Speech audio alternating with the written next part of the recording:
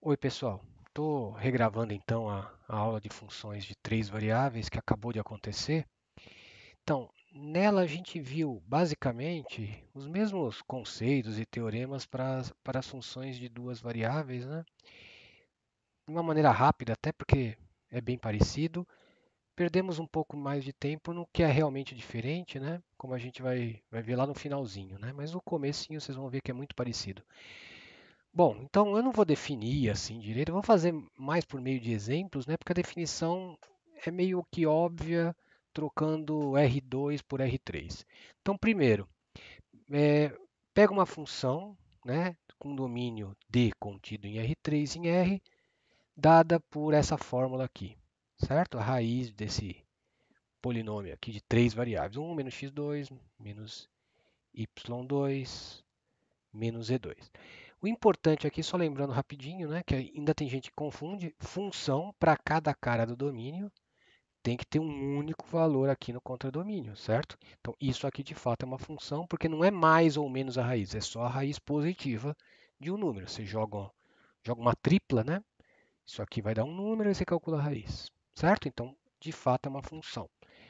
E três variáveis, claro, porque envolve três letras aqui. Então, olha só, vamos, em forma de exemplo, lembrar os conceitos. Primeiro, domínio. O domínio, quando não está explícito, subentende-se que é o maior conjunto que você pode fazer essa conta aqui. Então, nesse caso, como tem uma raiz, o que está dentro dela tem que ser maior ou igual que zero. Então, portanto, o domínio é o conjunto desses pontos aqui.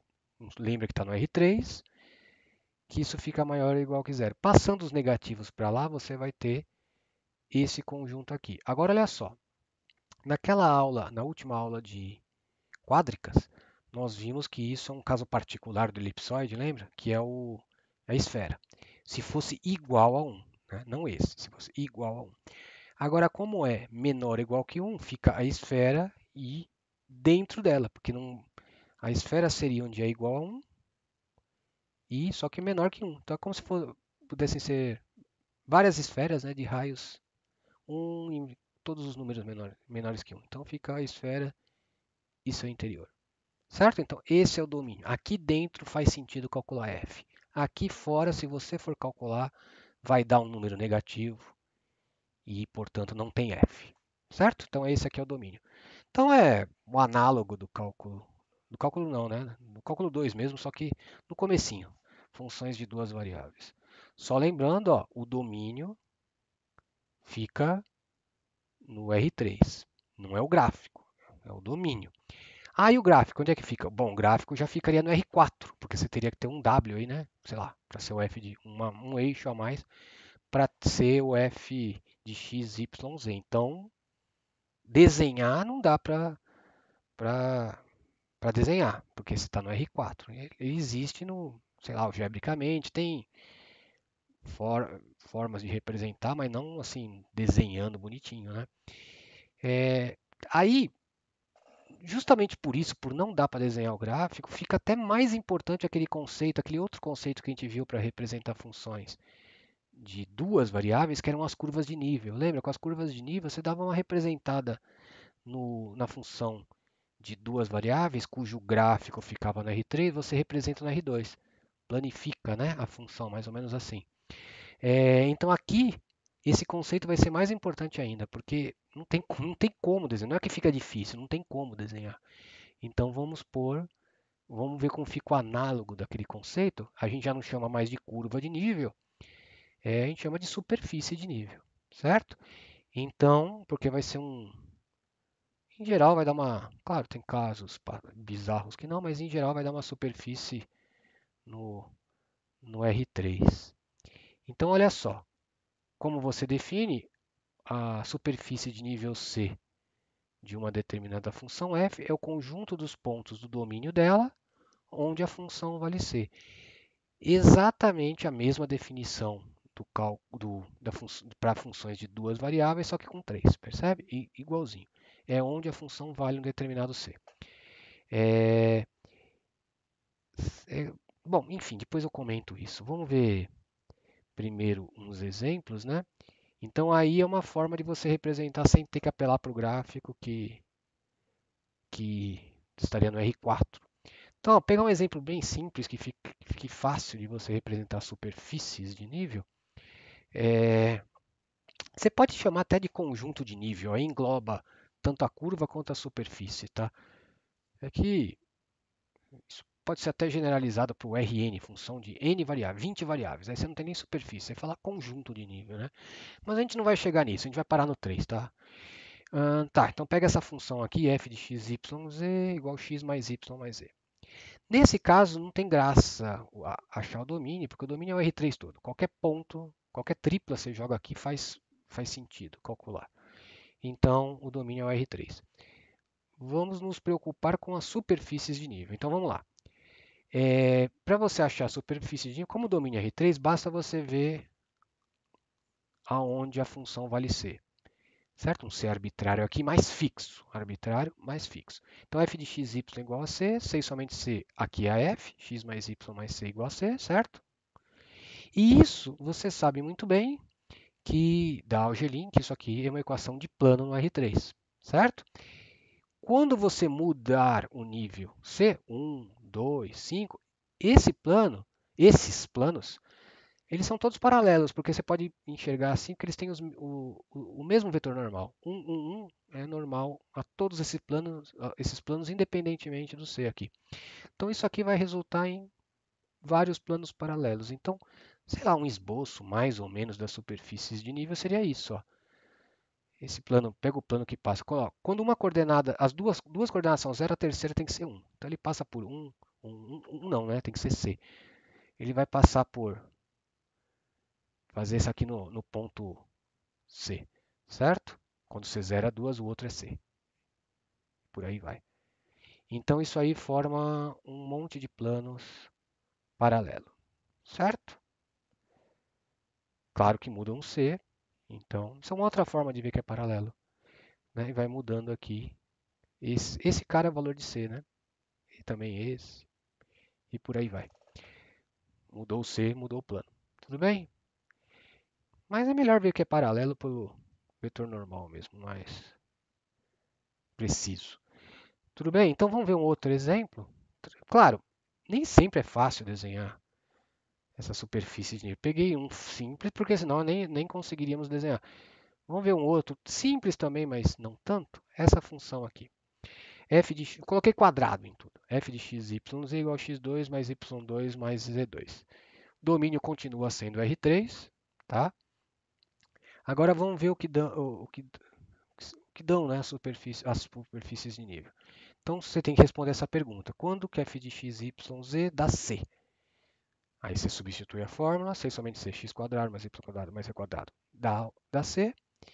E aí a gente escreve assim. Percebe? Aqui o C tem que ser maior ou igual que zero, senão não tem solução. Se o C for negativo, não dá para três números maiores ou iguais a zero darem negativo, somados, né? Então, o C tem que ser maior ou igual que zero, então eu posso escrever assim. Raiz de C ao quadrado, no lugar do C, porque ele é positivo. Então, isso você percebe que, para cada valor de C, isso vai dar o quê? Esfera, de novo, concentro na origem e raio C, raiz de C. Então, são esferas concêntricas assim, né? Vai mudando o raio à medida que muda o C. O caso particular é o C igual a zero, que aí não é bem esfera, né? É uma esfera degenerada, vamos dizer assim. Quando C é zero, isso dá o ponto 0, 0. Certo? Nem vou usar desenhar isso aí, mas são esferas, dá para imaginar fácil, né? São esferas todas de centro na origem e raio raiz de C. Apenas uma é o ponto, justamente o ponto, a origem, né? 0, 0, 0. Certo?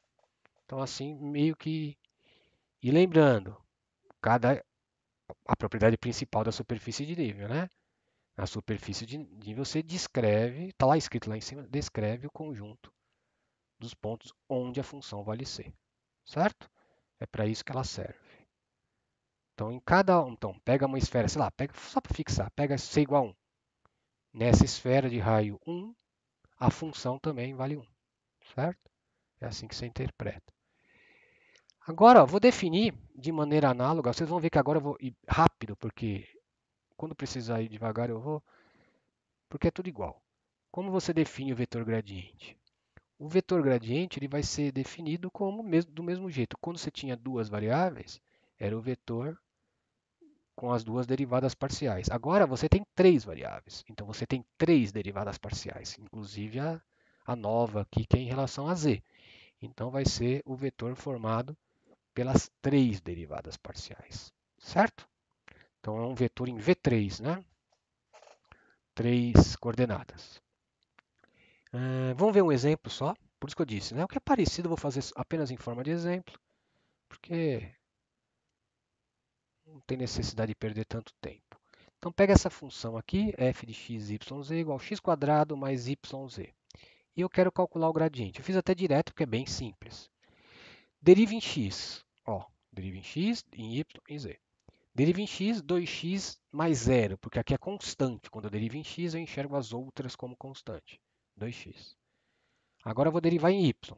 X quadrado é constante e o z também é constante. Então, como é que fica z vezes y derivando em y? Como o z é constante, fica constante. Z. E a mesma coisa em relação a z, porque agora aqui vai zerar. Deriva em z, o y é constante, vai ficar a constante, que agora é y. Tudo bem, gente? Ó, então tranquilo. O que é um pouco diferente, assim, não daria para fazer, mas eu estou seguindo o Guidorizi, eu não vou definir diferenciabilidade para a função de três variáveis. Mas a definição, porque dá um pouco de trabalho. Eu vou ter que falar do limite de três variáveis, né? E depois tem que fazer o limitão de três variáveis. O limitão já era grande com duas. Imagina com três. Você vai colocar um del z lá no final, x menos z zero. E lá embaixo, lembra da norma de HK? Ou norma de x menos x zero, aquela coisa toda? Depende de como você fazer o limitão. Você vai colocar norma de HKL. Vai colocar mais uma letra lá na raiz, né, que ficava embaixo, que era a norma de HK. Então, fica meio chato, né, muito grande e tudo mais. Então, como que a gente vai se virar? A gente vai supor já as funções C1, tá? Que é mais fácil de dizer. O que é C1? Derivadas parciais contínuas. Aqui são polinômios as derivadas parciais. Você sabe que são contínuas. Então, essa função aqui que eu coloquei aqui em cima é de classe 1. As três derivadas parciais são contínuas, certo? Então, vamos admitir já C1 apenas para não ter que falar de diferenciabilidade, tá? Então, a gente vai supor tudo já C1 para os teoremas. Lembra, antes a gente supunha diferenciável, agora vamos supor já de logo C1. Então tá, a primeiro teorema, o teorema em si é análogo. A propriedade de baixo que eu vou fazer com mais detalhes, porque aí fica um pouco diferente. Mas a regra da cadeia é análoga. Só cuidado com uma coisa, né, que surgiu essa dúvida na aula, da composição. Agora eu estou trabalhando de A em R3. Essa é a minha função. Então eu vou compor com o quê? A curva sempre sai de R, porque é curva, só que ela tem que chegar no R3. Mais precisamente no domínio da F para poder fazer a composição, tá? Mas lembrando que é uma curva no espaço. Porque a F tem três variáveis, então a gama também tem que chegar em três variáveis. Então aqui eu tenho um x de t, um y de t e um z de t, para poder calcular f, certo? Então faz sentido fazer essa composição de f de três variáveis com a curva. Então, com isso, você define uma função que sai de onde? Sai de onde gama chega, r, e chega onde f chega, também R. Então, essa g que eu defini dessa forma é uma função real, função de cálculo 1. G de t é f composto com gama em t. Certo? Então, essa aqui é uma função de cálculo 1. O que diz a regra da cadeia? A mesma coisa que a regra da cadeia para duas variáveis. Essa composta é derivável e a derivada é o produto escalar do gradiente de f, que é de três variáveis, com gama' de f, que também é de três variáveis, porque chega no R3. Certo? Então, se você quiser escrever daquela forma mais aberta, vai ficar del f del x o x' mais del f del y, y', mais del f del z vezes o z', né? Porque agora só tem uma coordenada a mais. É a mesma regra da cadeia. Tudo bem? Então, tranquilo, né? Nem vou demonstrar, é análogo e eu vou direto usar essa regra da cadeia para mostrar aquela propriedade geométrica do gradiente que vocês devem estar se perguntando, né? Ah, o gradiente era ortogonal às curvas de nível. Como fica agora? Algo bem parecido. Então tá aqui. Vou colocar o desenho logo de uma vez. Tá aqui. Pega uma função de classe C1, bastaria diferenciável, mas para não definir diferenciável C1, num aberto A, e NC é a superfície de nível de F, certo? Uma superfície de nível C, né, de F. E gama uma curva derivável com a imagem dentro da superfície de nível. Não é uma curva qualquer. Essa propriedade vocês vão ver que é importantíssima. Então, é uma curva, um desenho assim, ó, mais ou menos assim. Você tem uma superfície de nível, aqui a grandona, a superfície, e tem uma curva lá, gama, cuja imagem esteja na superfície, tá? Não é uma curva qualquer. Ela está dentro de uma superfície de nível. Isso é importante. Então, o que diz o teorema? É uma coisa bem parecida ao teorema de duas variáveis. O gradiente de f no ponto gama de t0 é ortogonal ao gama' de t0. Essa configuração aqui. É a mesma coisa que valia para duas variáveis, certo? Só que aqui a superfície de nível tem é, de uma função de três variáveis, né? Então, o gradiente tem três, certo? E o gama' é uma curva no espaço, então também tem três, então você tem essa ortogonalidade. Faz todo sentido aqui. Tudo bem, gente? É que lá no plano a diferença é que só tinha uma curva, né? No caso, nível C. Aí o gradiente era ortogonal. Aqui, na verdade, tem outras curvas nessa superfície de nível. Mas não importa. Todos os gama' de qualquer outra curva também vai ser ortogonal. É o que diz o teorema. Certo? Por isso, a gente vai dizer que o gradiente é ortogonal à superfície de nível. Porque ele é ortogonal a qualquer curva da superfície que passa, né, claro, que passa por esse ponto aqui. Então vamos ver a demonstração. Lembra que isso aqui é importante. A imagem da curva está dentro da superfície de nível. E a superfície de nível é onde a função vale C. É isso que a gente vai usar no teorema, além da regra da cadeia. Vamos lá. Então, para todo... Aqui é pertencente, né? Para todo xy... Só depois eu vou percebendo os erros do PDF pertencente. Para todo xyz pertencente à curva de nível C, você tem que a função vale C, né? Claro, porque é superfície de nível C, é onde a função vale C. Só que, como a imagem de gama está dentro da superfície de nível C, se eu calcular f apenas nos pontos de gama, também dá C, está dentro, é um subconjunto, certo? Então, essa f calculada no ponto de gama também dá C, ó, composta. Então, a gente vai usar a regra da cadeia para derivar essa coisa aqui. Então, ó, essa função que eu defini é a função da regra da cadeia. F de gama de t é constante, porque sempre vale C, certo? Então, o que a gente sabe de funções de cálculo 1 constante? Lembra que era uma função de cálculo 1 que a gente falou? Ela sai de R e chega onde a f chega, que é R. É uma função constante, então a derivada dela tem que ser zero. Cálculo 1. Não usei regra da cadeia ainda, vou usar agora. Só que, pela regra da cadeia, como é que eu derivo essa gama? É o gradiente de f, calculado no gama de t, vezes o gama' do t, produto escalar, vezes produto escalar. Certo?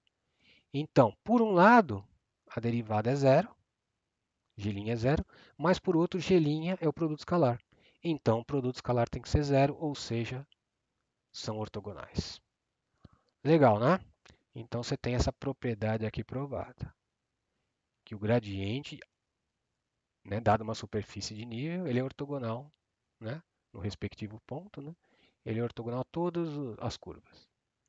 Então aí você diz que ele é ortogonal à superfície de nível, certo? Claro, outro ponto vai ter outro gradiente, mas mesma propriedade, vai ser ortogonal às curvas que passam por lá. Então ele vai ser ortogonal no outro ponto, na superfície, certo? Tá.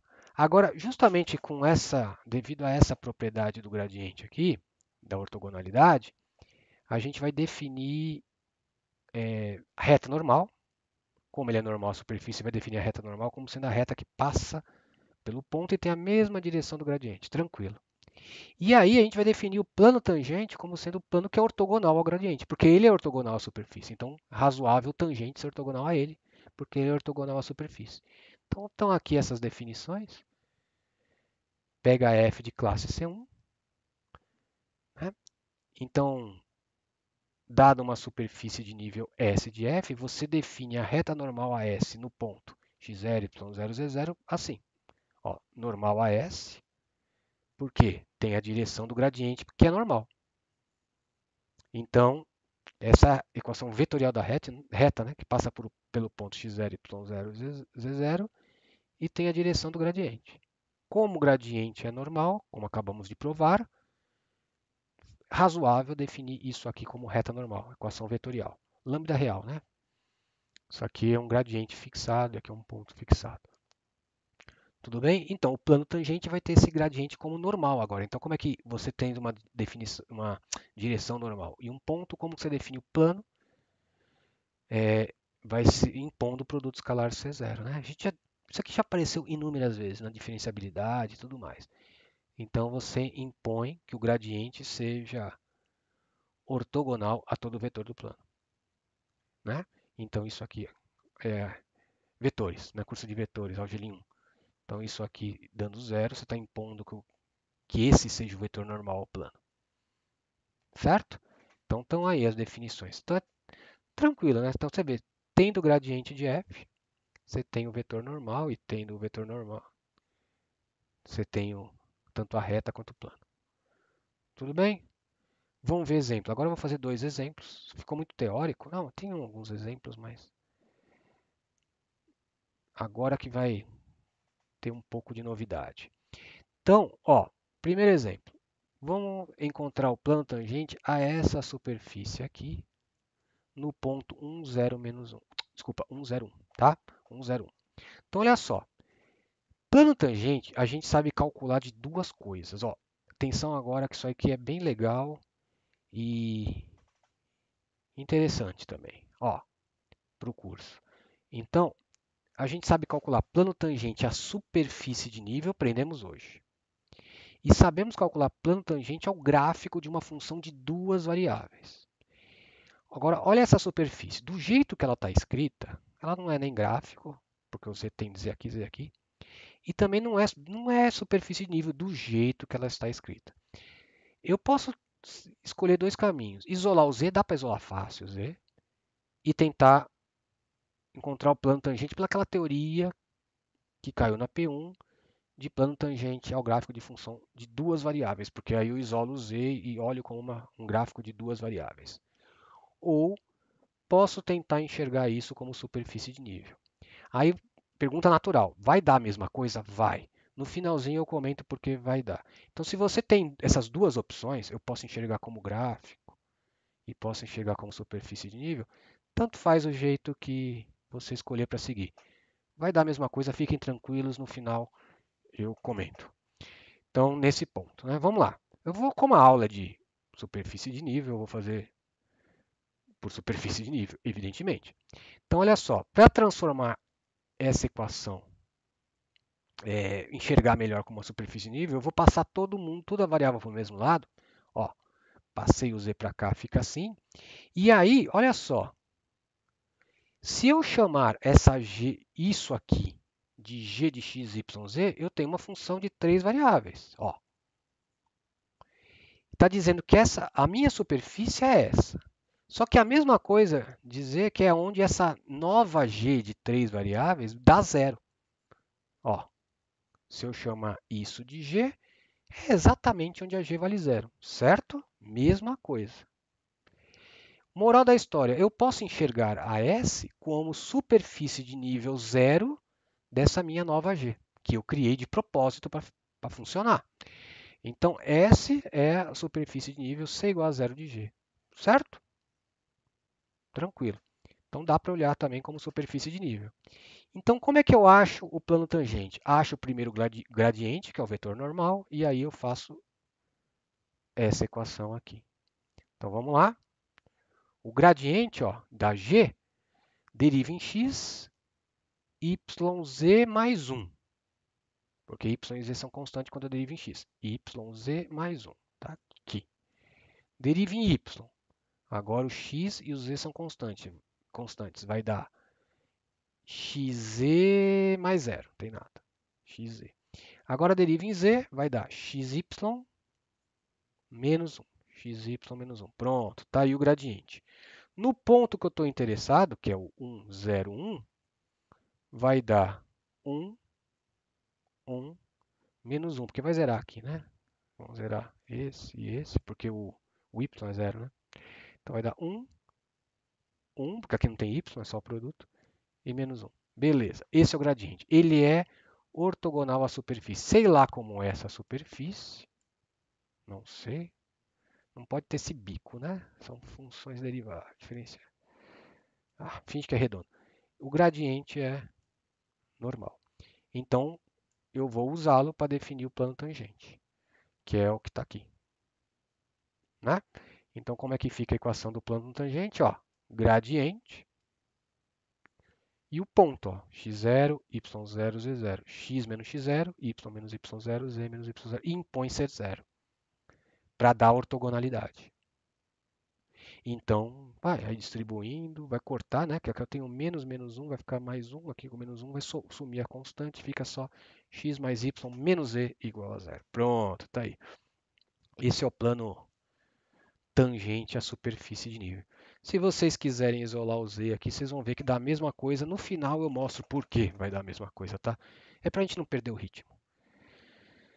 Vamos para o próximo exemplo, que é um pouquinho mais complicado, porque tem que usar algumas coisinhas de álgebra linear. Então, o exemplo é: encontre uma equação para a reta tangente.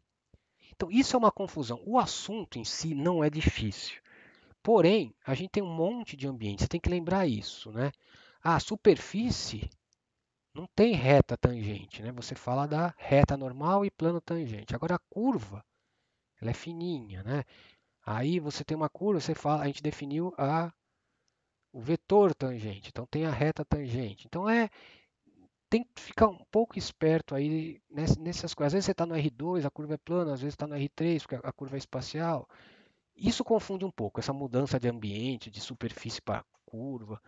Então, vamos tentar, nesse exemplo que aparece um monte de coisa, o exemplo é bem simples, mas tentar ver isso. Então, você tem uma equação para a reta tangente à curva, reta tangente, a curva formada pela intersecção do cilindro, a gente viu que isso aqui é uma superfície cilíndrica, no plano XY, isso é um círculo, mas como Z está livre, no espaço forma um cilindro. Tá? Dá uma olhada naquela última aula que a gente fez superfície cilíndrica. Esse é o cilindro clássico, cilindro circular mesmo. Com a esfera, de novo a esfera apareceu. É uma esfera de raio raiz de 3, né? No ponto 1, 1, 1. Então é o seguinte, você tem essas duas superfícies, esse cilindro e essa esfera, calcula a intersecção. Isso vai dar, na verdade, dão dois pedaços, curva em dois pedaços, né?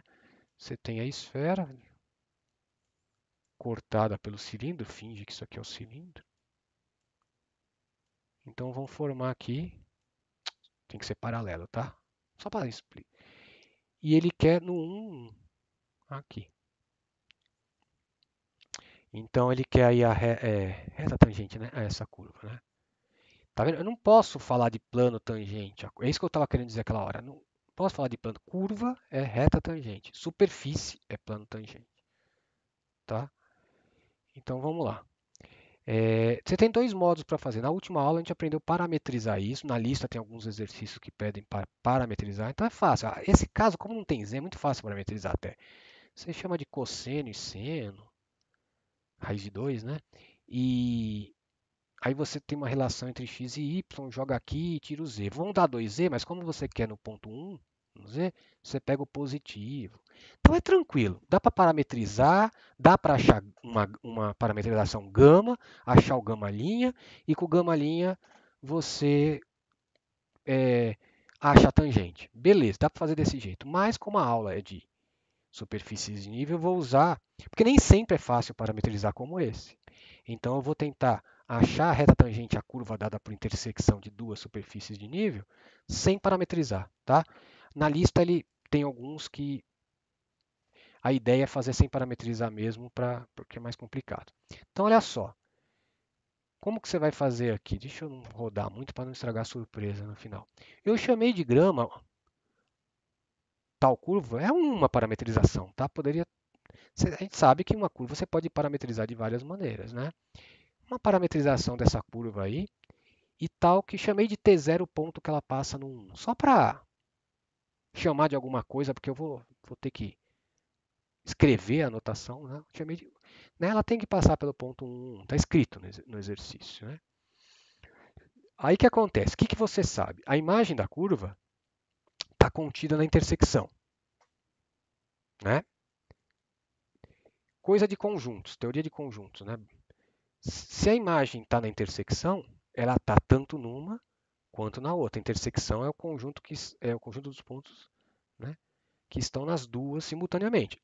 Então eu escrevi aqui, a imagem da curva está em S1 e a imagem da curva também está em S2, porque está na intersecção, certo?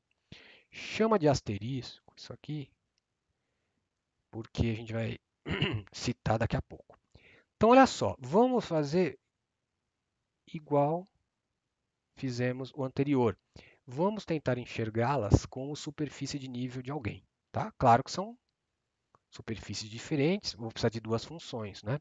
Então tá, eu defini como f a função x² mais y² mais 0z. O z zerou, tá?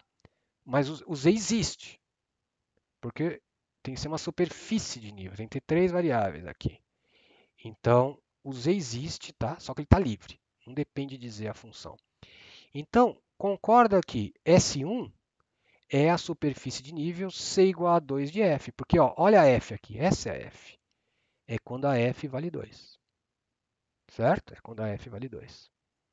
O que mais? Por ser superfície de nível, a S1 ser superfície de nível dessa f, pelo aquele teorema que nós vimos anteriormente, o gradiente no ponto 1, 1, que eu chamei, lembra que eu chamei de gama? Tá aqui, chamei de gama de T0, tem que ser ortogonal ao gama' no próprio T0. Por isso que eu coloquei T0, tá vendo? Aqui eu não tenho como escrever 1, 1, né? Tá errado, o gama depende de T, né? Aqui eu poderia colocar 1, 1, mas aqui não, né? Por isso que eu chamei de T0. Para ficar a notação direita. Aqui eu poderia colocar 1, 1, mas eu achei melhor assim para poder ver que tem que ser no respectivo ponto, tá? Então essa é aquela propriedade de ortogonalidade do gradiente, essa aqui. Opa, cadê? Ela está lá em cima. Essa do gradiente ser ortogonal ao gama', tá? Porque a curva gama está na superfície.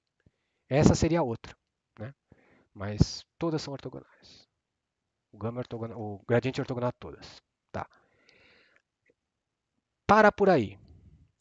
Isso eu olhei a S1. Agora vamos olhar a S2. Para dar S2, eu vou ter que definir uma outra função. Então, ó, analogamente, defina g de xyz como sendo essa. Então, lembra que a superfície era isso igual a 3. Então, S2 acaba sendo a superfície de nível C igual a 3 dessa G. E, novamente, pelo asterisco aqui, eu tenho que o gradiente de G, no ponto gama de T0, é ortogonal também ao gama' de T0. Então, o gama' ele é ortogonal tanto ao gradiente de F, aqui é F maiúsculo, tá? Tá vendo? Eu sempre acho esses erros. É a mesma F. Quanto ao gradiente de G. Por quê? Porque a gama está nos dois níveis, tanto de F quanto de G. Certo? Isso é o mais importante até agora. Então, gama' é ortogonal aos dois gradientes. Ótimo. concordando com isso, fica fácil da gente descobrir essa reta tangente, né? A reta que tem a direção do gama linha. O gradiente de f vai dar 2x, 2y, 0, porque lembra, não tinha o z estava solto. Então fica 2x, 2y, 0. E o gradiente de g, aí tinha todos, né?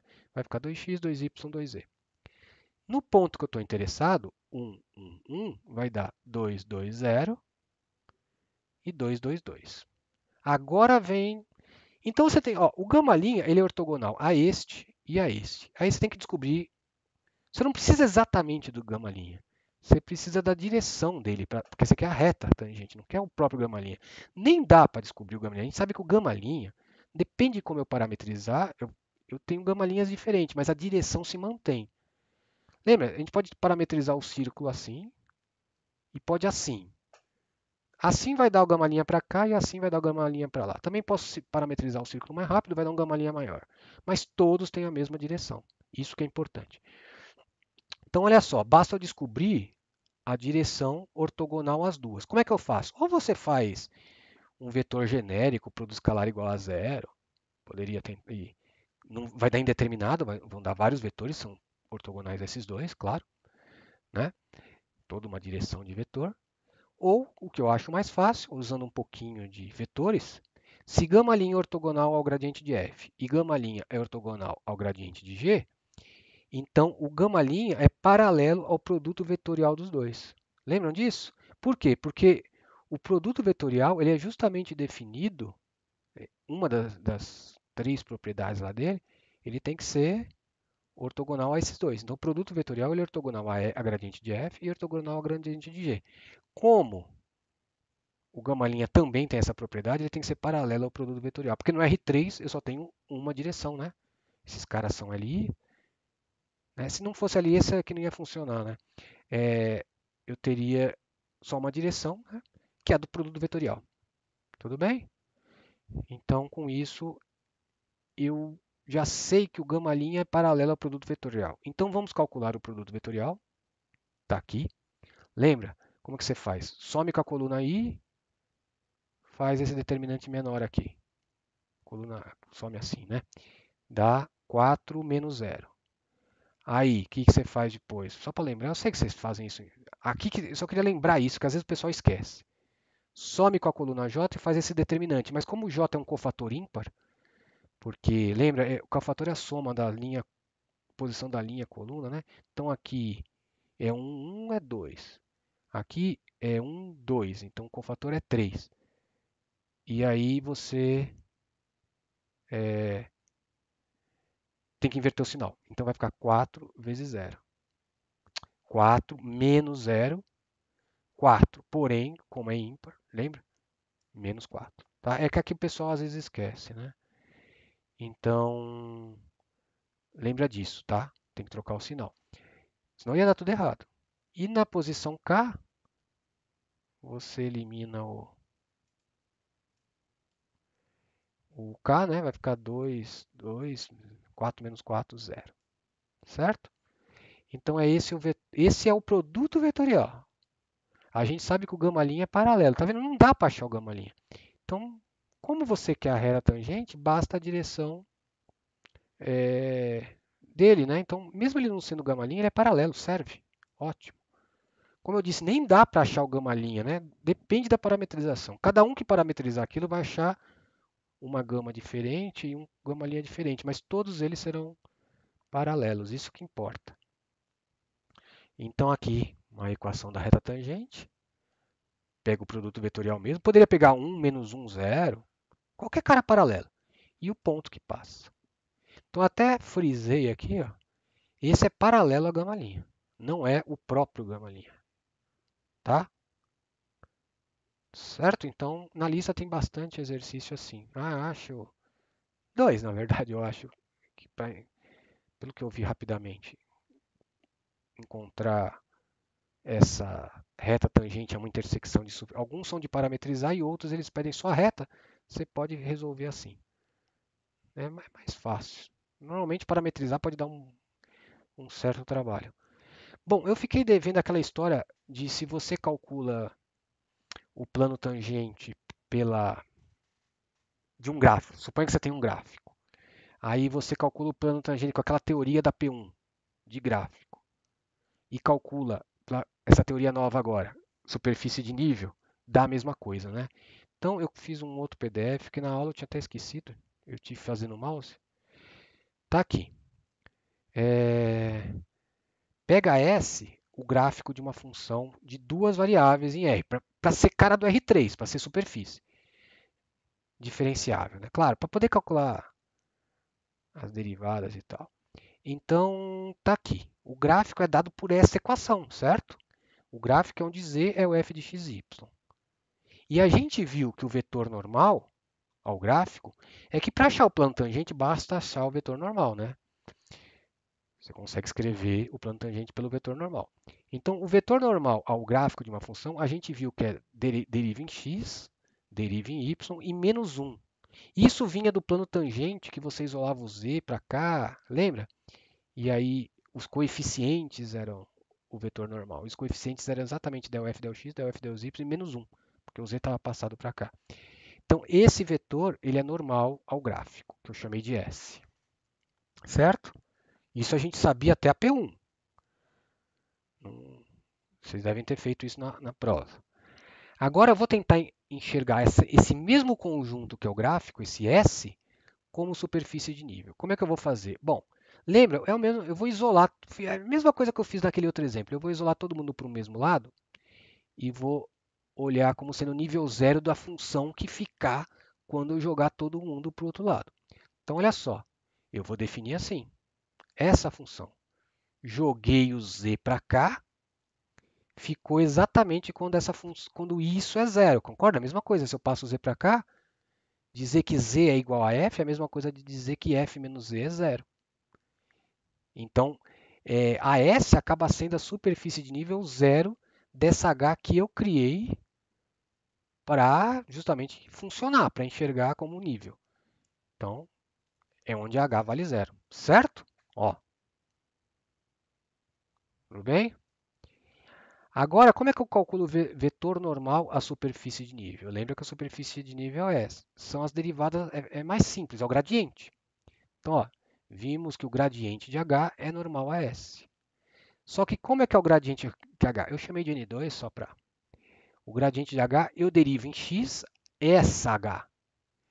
Quando eu derivar em x, o z não tem x, eles são independentes, x, y, z. Vai ser a própria derivada de f em x, porque aqui vai ter x, aqui não tem x. Então vai ser a derivada de f em x, essa aqui. Mesma coisa, quando eu derivar h em g, aqui não tem, desculpa, h em y, aqui não tem y. Só aqui tem y. Então vai ser a derivada de f em y. Agora, quando eu derivar em z, aqui não tem z. Então aqui zero. Né? E aqui vai ficar a derivada de menos z em z é menos 1. Ou seja, o mesmo vetor normal que estava aqui. Não é nem. Bastaria ser paralelo para dar o mesmo plano tangente, né? Então, aqui deu exatamente os mesmos vetores normais. Então, se elas passam por aquele ponto e têm o mesmo vetor normal, os planos tangentes são iguais, né? Então, é que eu estou falando isso porque tem vários exercícios parecido com o que eu fiz agora, de intersecção de superfície, só que um é gráfico, né? Por exemplo. Então, quando é gráfico, você pode optar. O normal pode ser. Que no fundo é a mesma coisa, é só passar para lá, olhar como superfície ou olhar como gráfico. Agora não vale o contrário, né? Tem superfície que não é gráfico. Né? Coisa que tem dois E's, algumas coisas assim. Aí não tem jeito, é melhor olhar como superfície de nível, coisa e tal, né? Tudo bem, gente? Não sei, essa parte deu um pouco de confusão na aula, porque realmente é meio abstrata, né? Mas enfim, é para mostrar que as duas teorias batem. Se você calcular um plano tangente como superfície de nível ou como gráfico, se a sua superfície for os dois, vai ter o mesmo resultado. Ainda bem, né? Senão algo estava errado. Tudo bem? Então foi isso que a gente viu e eu vou parar por aqui e vou subir o vídeo assim agora mesmo. Então tá, até mais.